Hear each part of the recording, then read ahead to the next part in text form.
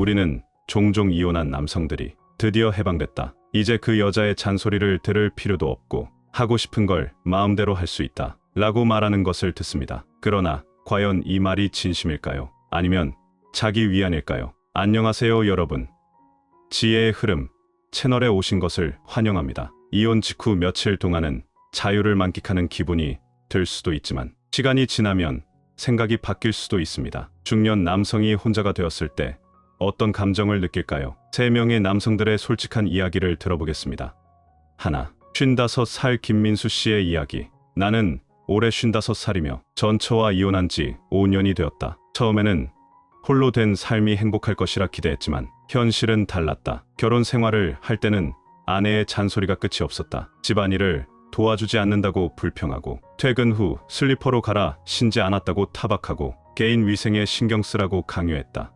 특히 매일 밤 자기 전에 양치하고 세수하고 발을 씻으라고 하는 것이 가장 부담스러웠다. 나는 하루 종일 회사에서 일하느라 지쳐서 집에 오면 그냥 쉬고 싶었는데 아내는 그런 나를 이해하지 않았다. 이런 사소한 일들이 쌓이면서 우리는 자주 다투었고 결국 나는 전처와 각방을 쓰게 되었다. 나는 늘 부드럽고 따뜻한 아내와 함께 조용한 가정을 꾸리고 싶었는데 전처는 너무 강한 성격을 가지고 있었다. 이혼할 때 부모님께서 강하게 반대하셨다. 부모님은 내 아내는 가정적이고 성실한 사람인데 왜 멀쩡한 가정을 깨려 하느냐? 라고 하셨다. 그러나 나는 이미 마음을 정했고 결국 전처와 협의 이혼을 하게 되었다. 이혼 조건으로 나는 집을 전처에게 남겨주고 아들의 양육권을 내가 가져왔다. 부모님은 나를 꾸짖으며 재산도 없이 혼자가 된 중년 남성이 재혼하는 것은 하늘의 별 따기다 라고 말씀하셨다. 하지만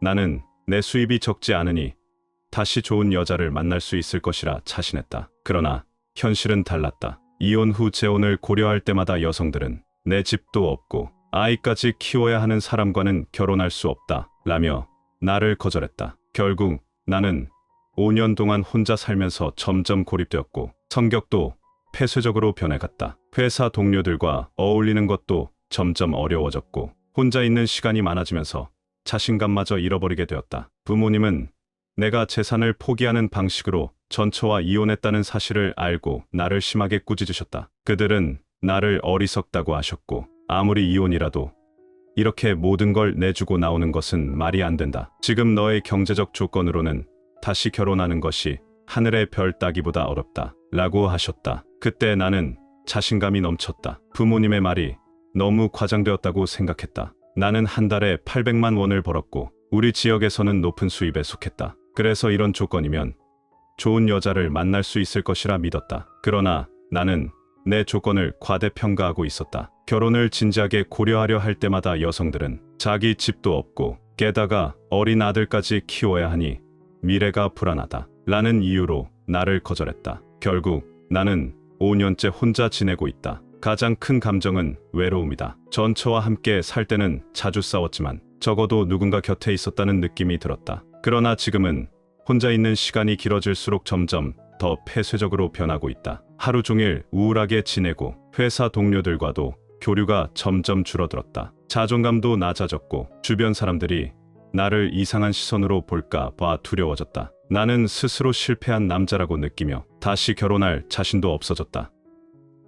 58살 이정훈 씨의 이야기. 나는 올해 58살이며 전처와 이혼한 지 10년이 되었다. 이혼 직후 나는 전처를 대신할 여성을 찾고 싶었다. 남자로서 곁에 여자가 없으면 삶이 쓸쓸할 것이라 생각했다. 하지만 여러 번 경험한 결과 이혼한 남성이 재혼하는 것은 결코 쉬운 일이 아니었다. 모든 이혼한 남성들은 전처보다 더 젊고 아름다운 여성을 만나고 싶어한다. 그러나 전처보다 더 나은 여성을 만나 다시 결혼하려면 확실한 경제적 능력이 필요하다. 이혼한 여성들은 초혼일 때보다 더욱 신중하게 배우자를 선택한다. 그들은 남성이 경제적으로 안정적이어야 하고 언제나 자신을 챙겨주기를 원했다. 남성은 단순히 여성에게 잘해주기만 하는 것이 아니라 그녀의 자녀까지 돌봐야 했다. 이 점이 나에게는 가장 받아들이기 어려운 부분이었다. 아무리 여자를 사랑하더라도 나는 그녀의 아이까지 내 아이처럼 대할 자신이 없었다. 나는 여자의 아이를 보는 것이 싫었다. 그 아이를 보면 항상 다른 남자의 존재가 떠올랐기 때문이다. 나는 남의 아이와 친하게 지낼 자신이 없었다. 이혼한 여성들 대부분은 자신과 아이를 위해 경제적 안전망이 될 남성을 찾는다. 그들은 재혼을 통해 생활 수준을 개선하려고 한다. 남성의 희생을 통해 자기 아이의 미래를 보장받고 싶어 한다. 남성은 단순히 아이를 키우는 것뿐만 아니라 결국 그 아이가 결혼할 때까지도 금전적인 부담을 져야 한다. 이것이 여성들이 원하는 조건이었다. 많은 이혼한 여성들은 경제력이 없는 남성을 깔보는 태도를 보인다. 마치 경제적으로 불안정한 남성과 결혼하면 자신의 남은 인생이 망가질 것처럼 생각한다. 그들에게 재혼의 기준은 남성의 경제력이 충분히 있어야 한다는 것이다. 돈이 많으면 좋겠지만 적으면 아예 대화조차 하지 않는다. 이런 현실을 생각하면 너무 두렵다. 이혼한 남성들의 재혼 목적은 단순하다. 그저 여성이 조금만 다정하고 조금만 살림을 잘하며 조용히 함께 살아갈 수 있으면 된다. 남성들은 여성의 경제력을 중요하게 생각하지 않는다. 그저 서로 의지하며 남은 인생을 안정적으로 살기를 원한다. 나는 이혼한 여성들이 단순히 자신과 아이를 위한 경제적 보험으로 남성을 찾는 것이 매우 이기적이라고 생각한다. 그들은 오직 자기와 아이의 이익만을 고려할 뿐 남성을 배려하는 마음은 조금도 없다. 남성에게도 자신의 친자식이 있다. 그런데 왜 남성이 힘들게 번 돈을 남의 아이를 위해 써야 하는가? 왜 자신의 아이를 위한 경제적 자원을 희생해야 하는가? 이런 생각이 들면서 나는 재혼에 대한 기대를 점점 접게 되었다. 몇 번의 선자리가 실패로 끝나자 나는 점점 재혼에 대한 기대를 접고 그냥 혼자 살아가기로 결심했다. 나는 이미 이혼한 지 10년이 되었고 혼자 지낸 지도 10년이 되었다. 이제는 점점 혼자 사는 것이 즐겁다고 느껴진다. 내가 번 돈을 나 자신을 위해 쓰는 것이 가장 만족스럽다. 가끔 재혼을 생각해보면 결국 내 돈을 아내와 그녀의 아이를 위해 써야 할 것이라는 생각이 들어 도저히 받아들일 수 없다. 이런 생각이 들면 재혼에 대한 마음을 완전히 접어버린다. 만약 인연이 있다면 나는 물질적인 것을 중요하게 여기지 않는 여성을 만나고 싶다. 진심으로 나와 함께 할 수 있는 사람, 가정을 함께 꾸려가고 생활비를 같이 부담할 수 있는 사람을 만나고 싶다. 단지 남성에게 모든 것을 기대하고 스스로는 아무것도 하지 않으려는 여성과의 결혼은 생각할 수도 없다. 나는 그런 여성을 경멸하며 절대 가까이 하지 않는다. 셋, 55살 박진호 씨의 이야기. 나는 올해 55살이다. 전처와 이혼한 지 오래되었다. 내가 이혼을 결심한 이유는 단 하나, 다른 여자를 만나기 위해서였다. 그녀는 이혼한 여성이었고 굉장히 아름답고 매력적인 사람이었다. 나는 그녀에게 완전히 빠졌고 아내와 자식을 버리면서까지 그녀와 결혼하고 싶었다. 그러나 전처와 무사히 이혼한 후 그녀와 결혼하는 것은 생각처럼 쉽지 않았다. 이혼 절차를 마친 후 그녀는 나에게 이렇게 말했다. 당신이 이혼하면서 모든 재산을 포기했다는 것은 나에게 책임을 지지 않겠다는 뜻이다. 그녀는 행복한 가정 생활을 위해서는 탄탄한 경제력이 필수라고 했다. 남성이 돈이 없으면 여성을 행복하게 해줄 수 없다고 단언했다. 나는 그녀에게 속았다고 느꼈다. 이혼 전에 나는 그녀의 의견을 물었다. 그때 그녀는 굉장히 당당한 태도로 어떤 선택을 하든 나는 당신을 존중할 것이고 무슨 일이 있어도 결혼할 것이다 라고 말했었다. 그래서 나는 아무런 의심 없이 전 재산을 포기하고 모든 재산을 딸과 전처에게 넘겼다. 그러나 그녀는 내가 모든 재산을 포기했다는 사실을 알게 되자 태도를 바꿨다. 그녀는 나를 향해 당신이 나를 진심으로 사랑했다면 이렇게 빈손으로 나에게 오지 않았을 것이다 라고 말하며 떠나버렸다. 그리고 다시는 돌아오지 않았다. 결국 나는 모든 것을 잃었다. 가족도, 재산도, 그리고 사랑도. 나는 내가 경솔하게 이혼을 결정했던 것을 깊이 후회한다. 전처에게 돌아가고 싶지만 그녀는 나를 절대 용서하지 않을 것이다. 그녀는 말했다. 평생 동안 당신을 용서할 일은 없다. 다른 여자를 위해 나와 딸을 버린 당신의 행동을 절대 받아들일 수 없다. 그녀는 내가 했던 행동이 깊은 상처를 남겼으며 우리 사이에는 더 이상 어떤 가능성도 남아있지 않다고 했다. 나는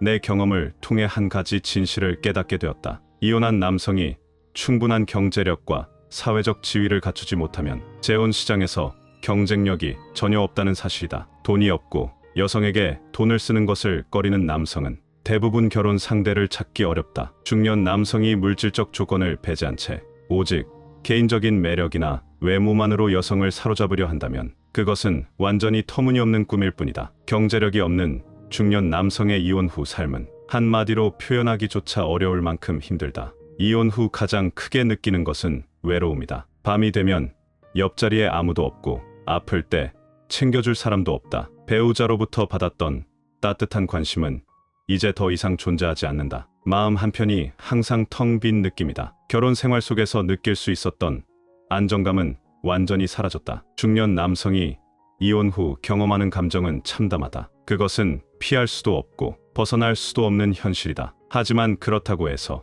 하루하루 살아가는 것을 멈출 수는 없다. 삶은 계속되어야 하며 우리는 매일 최선을 다해 살아갈 수밖에 없다. 미래가 어떻게 될지는 미래에 맡길 수밖에 없다. 이어서 오늘은 60대가 되면 해야 할 5가지라는 주제로 이야기를 나눠볼게요. 시간이 참 빠릅니다. 1960년대에 태어난 사람들은 60세가 넘었다. 어떤 사람들은 벌써 할아버지, 할머니가 되었고 어떤 사람들은 여전히 일과 가족을 책임지는 가장으로 살아가고 있습니다. 윗세대 부모님을 모셔야 하고 아래로는 자녀를 돌봐야 하는 현실에서 삶은 여전히 무겁고 바쁘게 돌아갑니다. 우리는 수십 년을 살아오면서 사회와 가정을 위해 무엇인가를 남겨야 합니다. 그렇지 않다면 우리의 인생은 그저 흘러가는 세월 속에서 흔적 없이 사라질지도 모릅니다. 60살이 되면 이제는 자신의 인생을 돌아보고 성취를 다져야 할 때입니다. 아무것도 남기지 못한 채 아무 의미 없이 살아가는 삶이 되지 않도록 말입니다. 지금까지 많은 경험을 해왔습니다. 어린 시절의 미숙함을 지나 성숙함을 배우고 그 속에서 성공과 실패를 경험하며 깨달음을 얻었습니다. 그러나 60세 이후에도 계속 성장한다. 다음 5가지를 반드시 지켜야 합니다. 그렇지 않으면 다시 일어나기 어려운 삶을 맞이할 수도 있습니다.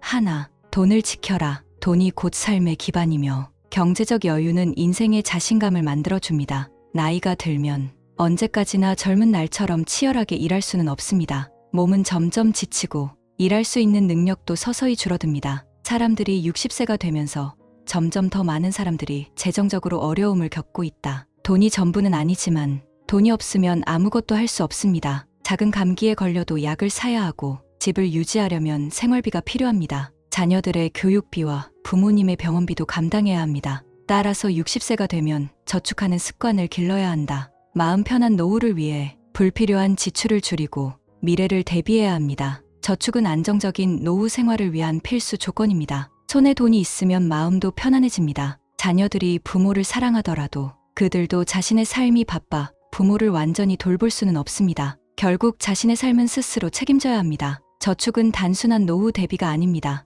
자녀가 사업을 시작하거나 어려움을 겪을 때 도움을 줄 수도 있습니다. 가족이 경제적으로 흔들리지 않도록 하는 안전망이 될 수도 있습니다.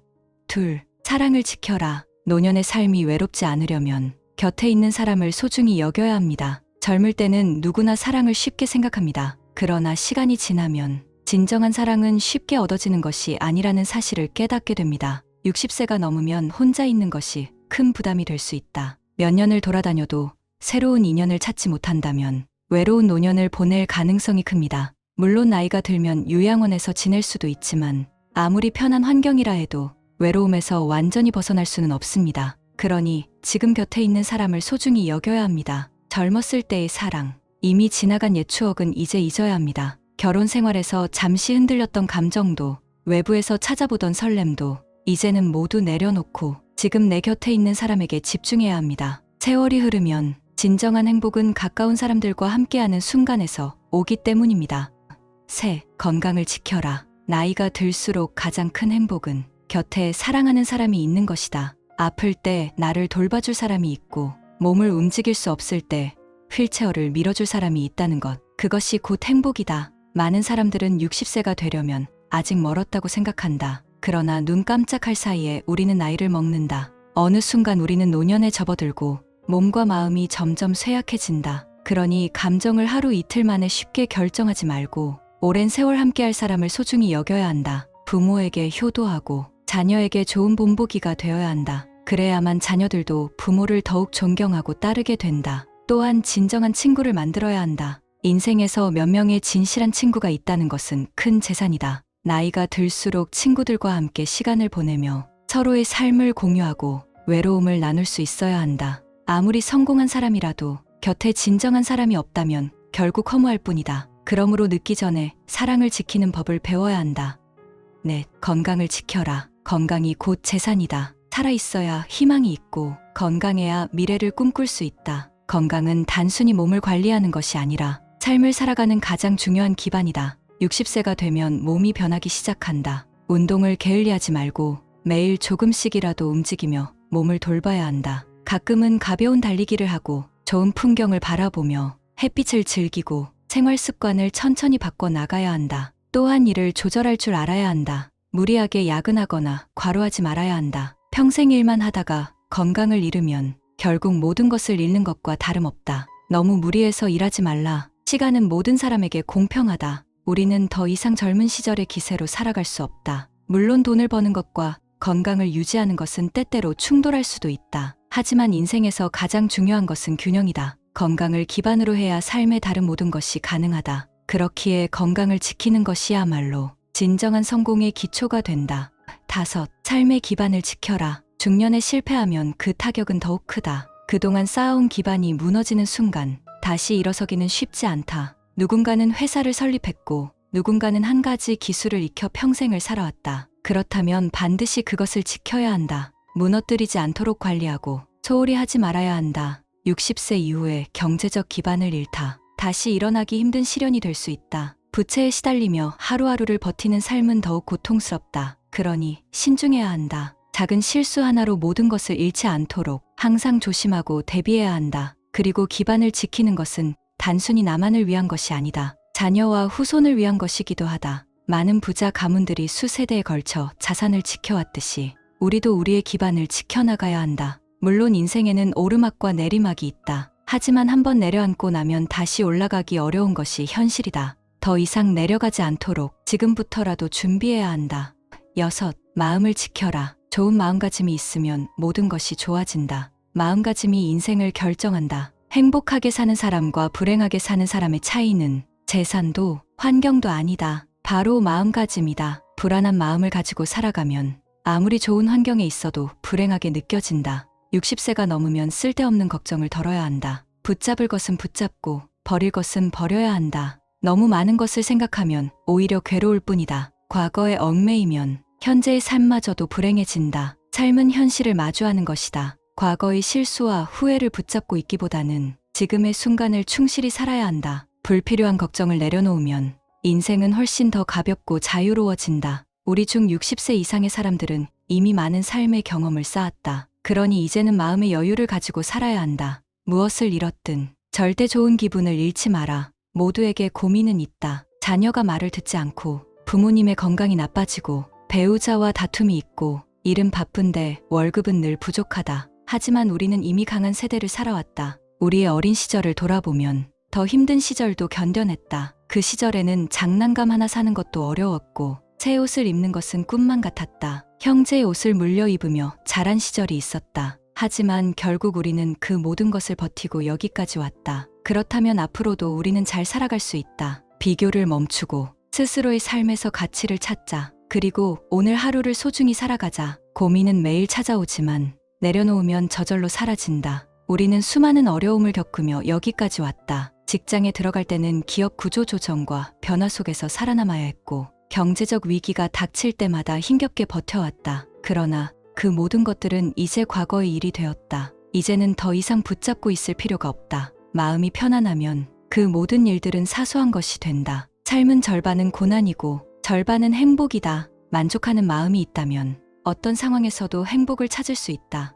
만약 매일 삶이 힘들다고 불평만 한다면 그 불행은 결코 떠나지 않는다. 행복을 바라보는 사람에게는 행복이 점점 더 커지고 마치 햇빛처럼 삶을 환하게 비춘다. 부채가 있어도 삶은 나아진다. 많은 사람들이 도시에서 집을 구입했다. 대출이 있지만 모든 것이 점점 나아지고 있다. 부채도 점차 줄어들고 있다. 이것이 바로 행복이다. 하지만 만약 하루 종일 빚만 걱정한다면 그 생각이 두려움이 되어 마음을 얼어붙게 만든다. 그러면 끝이 없는 터널에 갇힌 것처럼 느껴질 것이다. 우리는 이 세상에 태어났다면 행복을 느끼며 살아가야 한다. 그렇지 않다면 삶의 의미는 무엇인가? 만약 평생을 불만과 후회 속에서 산다면 그것은 살아가는 것이 아니라 자신을 고통 속에 가두는 것이다. 어떤 시대에 태어나든 모두 각자의 어려움을 안고 살아간다. 그러니 지나친 욕심을 버리고 지금 가진 것에 감사하며 살아가자. 이제 더 이상 방황하지 말자. 삶을 어떻게 살아가야 하는지